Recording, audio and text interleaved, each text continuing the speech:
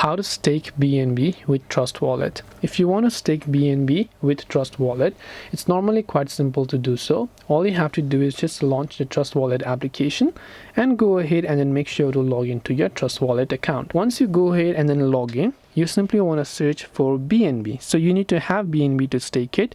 After you make sure that you have it, you will see all these options and you'll find the option to stake over there. Now in my case, I don't have it, that's why you're seeing only this, but you'll find the stake option if you have. Choose the amount that you want to stake, then select the validator or leave the default validator. Select continue, review the details, and then select confirm. Now you can also use the Trust Wallet staking calculator to check the percentage yield at any time. So I hope this video helped you as to how you can stake BNB with Trust Wallet. If you have got any more questions, feel free to leave them down below. Thank you for watching till the very end of this tutorial. And as always, see you soon in our next video.